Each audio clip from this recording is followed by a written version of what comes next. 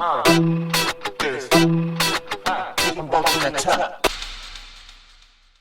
to the Daily Sports Content Economy podcast for Thursday, January 29, 2026. Great to be here. Today we're doing a deep dive into a really fascinating set of data.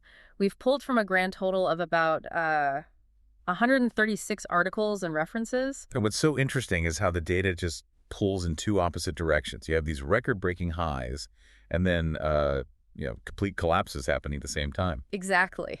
Let's get the lay of the land with some top headlines. First, from the YouTube official blog, CEO Neil Mohan just dropped his annual letter. He's basically declared that creators are the new stars in studios. The platform side is moving fast. It really is. And on that note, Netflix just made a huge play. They're officially getting into live baseball. That's from their joint press release with the MLB. Right, for opening night in the Home Run Derby, that's not a small test run. Not at all. Meanwhile, the old guard is still flexing. Sports Business Journal and NBC are confirming that Super Bowl commercial rates for this year's Super Bowl LX have hit a record $10 million.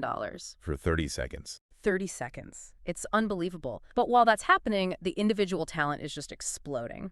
The Athletic is reporting that Texas quarterback Arch Manning has shattered NIL records. The number is staggering. It's $6.88 million in earnings. Just wild. And one last one from the SBJ again. An interesting executive move, League One Volleyball, or LOVB, has just brought on former Nike exec Sambra Idahan as their new commissioner. And that matters. Yeah. That shows you where the top-tier executive talent is starting to migrate. It's not just about the big legacy leagues anymore. Okay, so let's dig into that platform revolution piece first. YouTube. I mean, that YouTube report we looked at claims 200 billion daily views on shorts. 200 billion. It's a number that's almost impossible to comprehend. It is. But when I look at the revenue data from Perplexity, the math starts to get a little fuzzy for me. It does, because you have to separate discovery from actual revenue. It's, the classic loss leader strategy. But for content. Okay, so explain that gap. Well, the Perplexity data shows Shorts creators earn somewhere between, say, 1 and 6 cents per 1,000 views.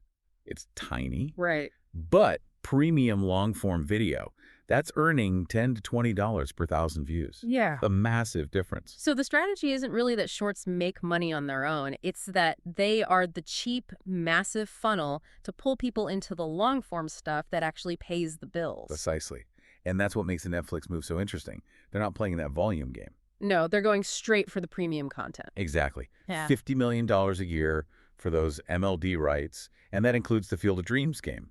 That's about premium subscribers and making sure they don't leave. And this all feeds into what the Sports Business Journal is calling the million ESPNs concept.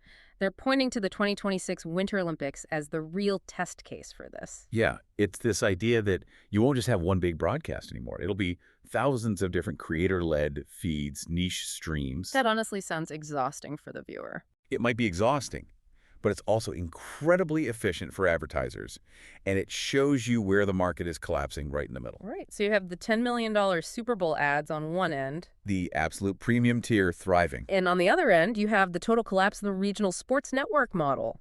Main Street Sports Group facing insolvency, 9 MLB teams terminating deals. The bundle is dead.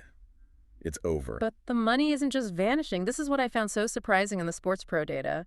The money fleeing cable is going to these hyper-niche portfolios. Yes, like the CVC Global Sport Group deal. Tell me about that one. They just bought Equine Network. We're talking horse sports for $300 million. $300 million. Right. For equestrian content. It's the Tier 2 pivot.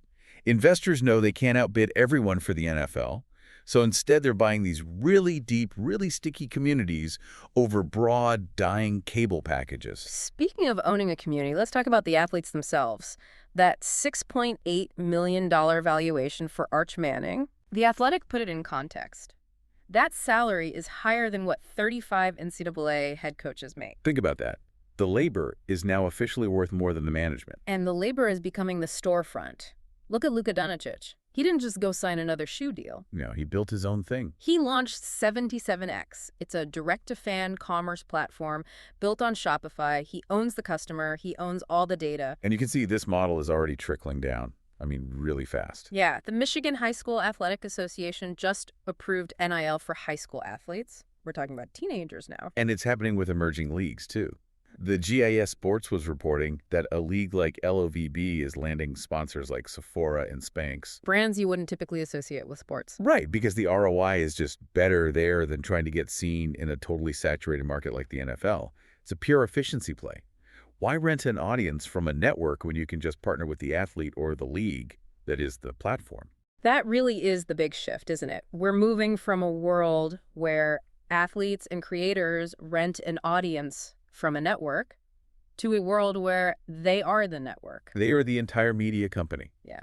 Which, leaves us with a really big question to think about. What's that? If individual athletes like Manning and Doncic are becoming their own media empires and creators are the new studios, how long until those middleman networks become obsolete entirely? That is something to chew on. Thanks for listening to this deep dive into the sports content economy. We'll catch you next time. Thanks for listening to this edition of the Daily Sports Content Economy Podcast. If you're ready to build your content media empire, we should probably talk. Visit rootgroupmarketing.com. Thanks for watching and listening.